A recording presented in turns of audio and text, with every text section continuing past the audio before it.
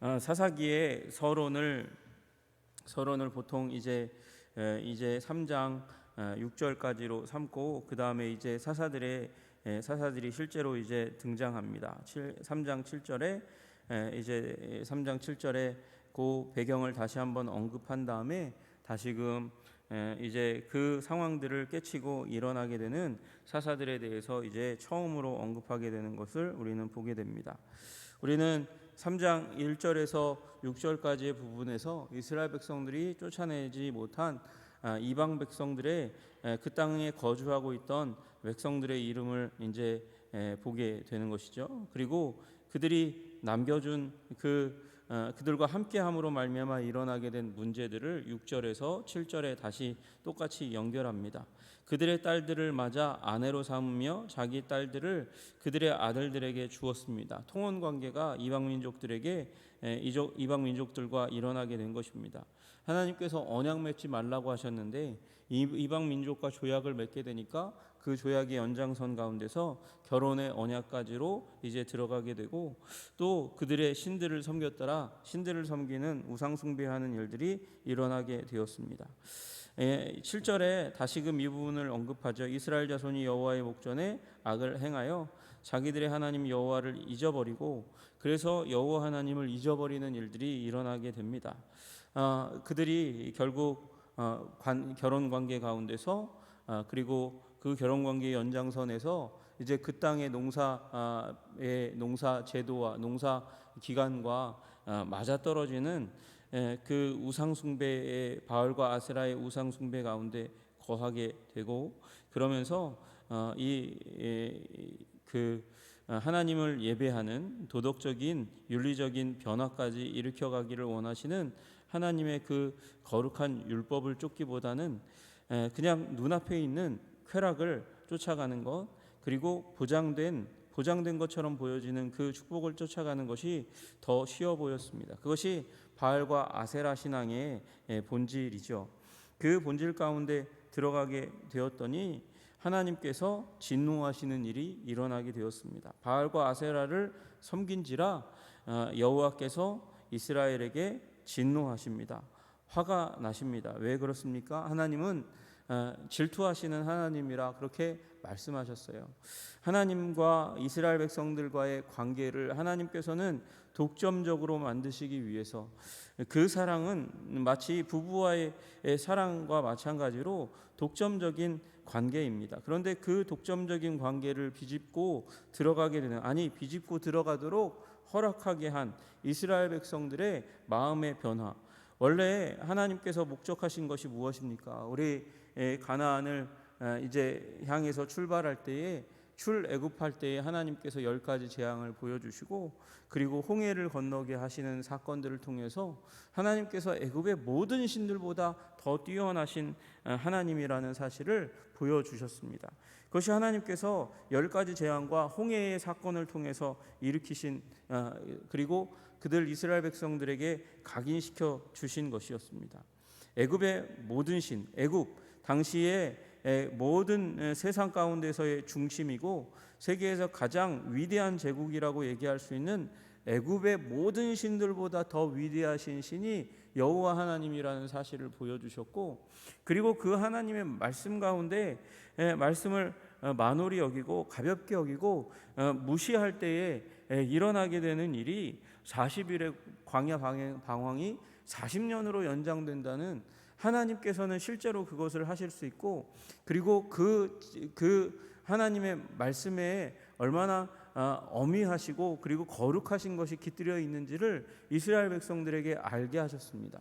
그래서 함부로 불평하고 불만하고 내뱉지 않도록 하는 것이 하나님께서 40일을 40년으로 연장하신 일 가운데 일으키신 일입니다.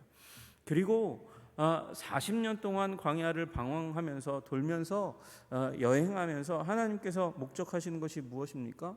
결국 하나님께서는 40년 동안 광야 물도 없고 그늘도 마땅치 않은 그 땅 가운데서 이 황망한 죽음의 땅 가운데서 살아갈 수 있는 유일한 길이 하나님이라는 사실을 보여주었죠. 이 여호와 하나님께서 돌보시지 않으면 이스라엘 백성들이 곧 망할 것이라는 것을 보여주신 것입니다. 그리고 마침내 이제 이 가나안에 입성할 때도 우리 이제 여리고성과 아이성을 정복하는 그 시작 가운데서도 하나님께서 가르쳐 주신 것은 결국 순종할 때 하나님께서 승리를 주시고, 순종하지 않으면 하나님을 사랑하는 하나님, 여기까지 이끌어 오신 하나님, 그 하나님께 순종하지 않으면 승리가 없다는 사실을 보여주었습니다.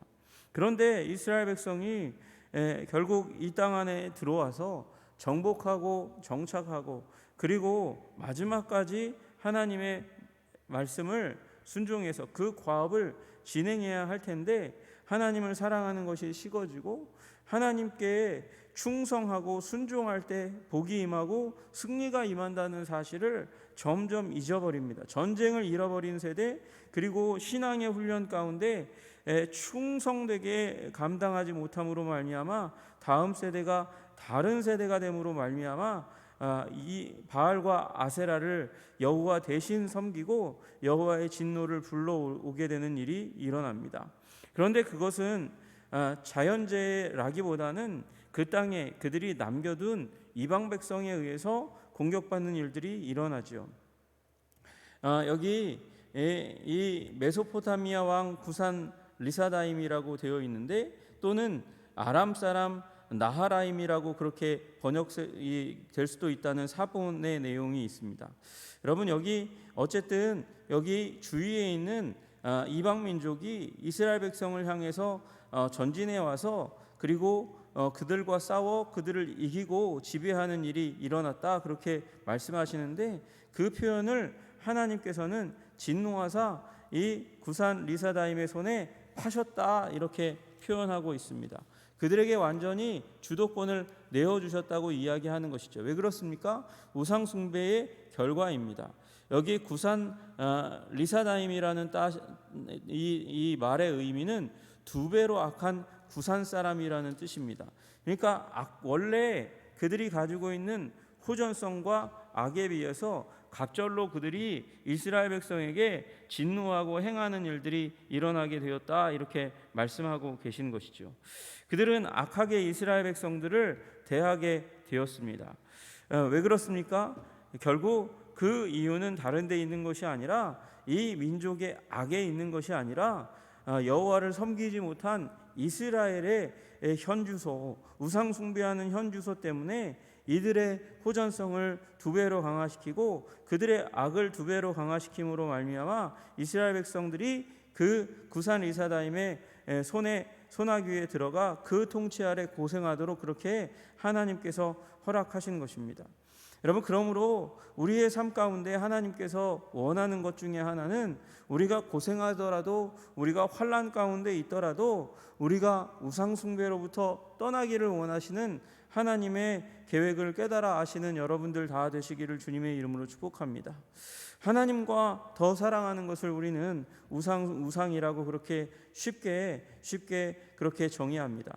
하나님보다 더 사랑하는 것, 그 삶 가운데 있으면 결국은 하나님께서 하나님과의 관계를 최우선순위에 두도록, 그것이 가장 중요한 것이 되도록, 그것이 움직일 수 없는 지계표가 되도록 하나님께서는 언제나 우리에게 레슨하기를 원하신다는 사실을 기억하셔야 되는 것이죠. 그것이 우리가 싫어하는 사람들의 지배 가운데 들어가도록 하는 일이 있다 할지라도 우리의 입으로부터 무엇이 나오게 하도록 하기 위하여, 여호와를 향한 부르짖음의 기도가 나오도록 하기 위하여 그렇게 하나님께서 행하신다는 사실을 여러분 깨달아 하시기를 주님의 이름으로 축복합니다. 여러분, 하나님께서는 언제나 우리에게 항상 기도하기를 그렇게 원하십니다. 이스라엘 자손이 여호와께 부르짖음에, 그래서 부르짖으니 그 다음에 하나님께서 행동하시는 일이 일어나게 되는 것이죠. 여러분, 기도를 잊어버렸다는 것, 여호와를 향하여 부르짖음을 잊어버렸다는 것은 하나님과의 대화도 잊어버렸다는 것입니다. 부르짖음은 이 부르짖음이라는 의미 가운데서는 구원을 위한 호소, 간절한 하나님 앞에서의 그 통회 자복의 기도를 포함한다고 이야기할 수 있습니다. 그러나 여러분, 그 부르짖음 그 이전에 이스라엘 백성들은 우상 숭배로 말미암아 이미 하나님과의 친밀한 대화를 잊어버린 가운데 있는 것이죠.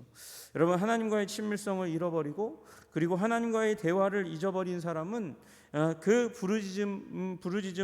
부르짖음을 통해서 다시금 대화를 회복하기 위해서 하나님께서는 고난을 허락해 주시는 것입니다. 우리의 신앙생활이 밍숭밍숭하고 그리고 실제적이지 않을 때 하나님께서는 우리 삶에 고난과 아픔과 괴로움을 더해서라도 하나님과의 교제를 회복시키고 하나님을 가까이 하기를 원하시는 하나님의 그 성품을 깨달아 아시기를 주님의 이름으로 축복합니다. 그러므로 여러분, 우리는 기도해야 합니다. 그리고 우리의 삶에 찾아오는 문제들을 깨어 기도하며 부르짖는 삶을 살아야 합니다. 주님, 우리 이들이 왜 이렇게 진노의 자리 가운데 들어가고 통치의 자리 가운데 들어갑니까? 너무도 평안하게 생각했기 때문입니다. 이방 백성이 옆에 있는 것도 너무 평안하게 생각하고 정상적으로 생각했습니다. 그것을 평안으로 생각하지 말고 정상적인 것으로 생각하지 말았어야 했습니다.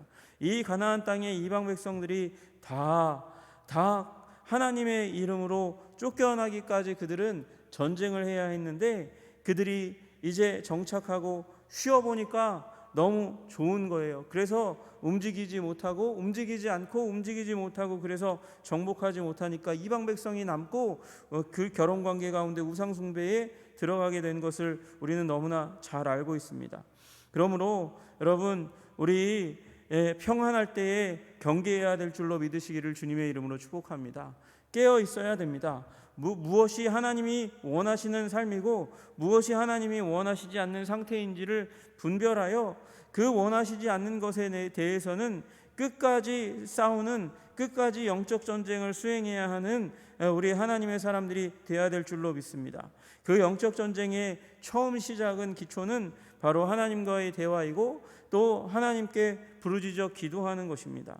그 대화의 자리가 우리 너무도 안주의 평안 가운데 머무르고 있을 때 우리는 영적으로 후퇴하고 마침내 적에 의해서 정복되는 일들이 일어나는 것이죠. 여호와께서 이 이스라엘 자손의 부르짖음을 들으시고 그래서 이스라엘 자손을 위하여 한 구원자를 세워 그들을 구원하게 하셨습니다. 그의 이름이 바로 갈렙의 아우 그나스의 아들 온니엘이다. 갈렙의 아우인 그나스의 이제 아들, 다시 얘기해서 이제 조카가 바로 이 갈렙의 조카가 사사로 그 당시 구산 리사다임의 소나기로부터 이스라엘 백성을 구원하게 하는 하나님의 도구가 되었습니다. 여러분, 하나님께서는 제도를 일으키시고 바람을 일으키시기보다 하나님께서는 사람을 불러 사람을 통하여 하나님의 일을 하게 하십니다. 사람의 방법은 사람입니다. 하나님의 방법은 사람입니다. 사람들은 방법을 찾아 나섭니다. 문제를 해결하고 위기를 벗어나게 할 무슨 방법이 있나 그렇게 생각을 하고 궁리하고 그 도움을 줄 여러 이제 처소들을 찾아다닙니다. 그래서 책사가 중요할지 모르겠습니다. 그러나 하나님의 나라에서 하나님께서 꼽으시는 존재는 바로 사람입니다. 사람을 통해서 위기를 타개하시기 원하시고 문제를 해결하시기 원하시고 위기를 해결하기를 원하십니다. 그래서 하나님께서는 갈렙의 아우였던 온니엘을 부르셨고 그 온니엘에게 하나님께서 하나님의 영 성령을 부어주십니다. 그에게 임하게 하셨습니다. 성령이 임하시니 그가 사사가 되어 이스라엘 백성의 리더가 되었다고 쉽게 표현할 수 있겠습니다. 리더가 되어서 이스라엘을 이끌어서 사람들을 이끌어 나아가서 싸워서 구산 리사다임을 그의 손에 그 온니엘의 손에 넘겨주시도록 하심으로 말미암아 온니엘이 이기고 승리하게 되는 일이 일어나게 되었습니다. 그래서 그들의 압제로부터 승리하고 이겨내는 것이죠. 결국 이스라엘을 이방인의 손아귀에서 이겨내게 하시고 이방인의 그 통치 우상 숭배로부터도 이겨내게 하시는 일을 하나님께서 행하셨습니다. 여호와의 영이 그에게 임하셨다. 여러분, 성령께서 그에게 임하시니 그에게 능력을 주셨습니다. 여러분, 우리 소위 세상에서 그런 얘기를 많이 합니다. 자리가 사람을 만든다. 자리가 사람을 만든다. 지위를 주면, 이 계급을 주면 그 자리 가운데 그 계급이 주는 그 위치가 주는 힘으로 말미암아서 그래서 주어진 사명을 잘 감당하게 된다라는 그런 말입니다. 그러나 여러분, 우리 믿는 사람들은 그 모든 능력이 성령으로 말미암아 하나님께서 주시는 그 성령의 인도하심과 능력으로 말미암아 능력이 그 주어지는 사명을 감당하는 줄로 믿으시기를 주님의 이름으로 축복합니다. 여러분, 우리 그리고 이 성령께서는 구약 시대에 특별한 몇몇 사람들 가운데 임하셨다는 표현을 사용하셔서 그를 사용하십니다. 그러나 우리 신약 시대에 우리가 다 아시듯이 예수 그리스도 안에서 모든 믿는 자들에게 성령이 부어집니다. 모든 믿는 자가 사명자고 모든 믿는 자들이 하나님께서 주시는 성령으로 말미암아 사명을 감당할 지혜가 하나님으로부터 부어지고 능력이 부어지고 그리고 사람들과 함께 교제 교통하며 연결되어서 한 몸을 이루어서 위기를 타개할 수 있는 하나님의 기름 부으심이 임하는 줄로 믿으시기를 주님의 이름으로 축복합니다. 말미암아 그 땅이 평온한 지 14년 동안이 진행됩니다. 14년 동안 그 땅은 안식을, 평온함을, 샬롬을 경험하게 되는 일이 일어나게 되는 것이죠. 우리 삶 가운데 진정한 샬롬은, 안식은, 평안은 언제 임합니까? 성령께서 임하실 때 임하는 줄로 믿으시기를 주님의 이름으로 축복합니다. 성령이 임하는 것은 다시 얘기하면 우리 그리스도인의 삶 가운데서는 우리 성령 충만을 의미하는 것입니다. 성령 충만을 상징하는 이 우리 모세오경에서의 삶은 실제로 이 여호수아가 요단강을 건너면서부터 시작됩니다. 물론 성령 충만 받는다고 실수하지 않는 것이 아닙니다. 연약함이 없는 것은 아닙니다. 무지가 없는 것은 아닙니다. 그러나 그 가운데서 성령님을 붙들고 나아가면 성령께서 우리의 갈 길을, 우리가 해야 될 바를 지시하시고 알려주시고 가게 하시며 그리고 승리하게 하시는 하나님이신 줄로 믿으시기를 주님의 이름으로 축복합니다. 지혜와 능력을 주시는 성령 안에서 우리 삶을 감당하는 것, 그것이 성령 충만한 삶을 누리는 것입니다. 오늘도 주님께서 주시는 우리 성령의 지혜와 능력과 인도하심 가운데 승리하시는 여러분들 되시기를 주님의 이름으로 축복합니다. 말씀을 붙들고 성령과 더불어 삶의 현장 가운데 나아갈 때 주님께서 순종하는 그에게는 반드시 승리를 주신다는 굳건한 믿음 가운데 선물로 말미암아 세상 가운데 헤매이지 않고 넘어져도 7번 넘어져도 8번 일어나는 은혜 가운데 굳건하게 서서 승리하시는 여러분들 되시기를 주님의 이름으로 축복합니다. 기도하겠습니다. 하나님 아버지, 오늘 이제 다시금 추석 연휴를 끝내고 삶의 자리 가운데로 복귀합니다. 주님께서 우리 모든 하나님 현장 가운데 나아가는 그리스도인들을, 우리 한성의 백성들을 주님께서 붙들어 주시고 인도하여 주시기를 간절히 소원합니다. 성령께서 아버지 말씀을 주시고 아버지 인도하여 주셔서 충만하게 하심으로 말미암아 우리가 처한 곳에서 아버지 주님의 지혜를 따라서, 능력을 따라서 승리할 수 있도록 주님 도와주시고 인도하여 주시옵소서. 사람과 화목하게 하시고 사람과 함께 연합하여 아버지 더해 주심으로 말미암아 아버지 우리가 처한 일 가운데 아버지 협력하여 주님의 뜻을 이룰 수 있는 은혜를 허락하여 주시기를 간절히 소원하오니 주님, 우리를 붙들어 주시고 인도하여 주시옵소서. 승리하게 하여 주시옵소서. 넘어지지 않도록 주님 도와주시옵소서. 주님께서 주시는 은혜와 사랑 가운데 굳건하게 서게 하시기를 간절히 소원하며 예수 그리스도 이름 받들어 기도드리옵나이다. 아멘.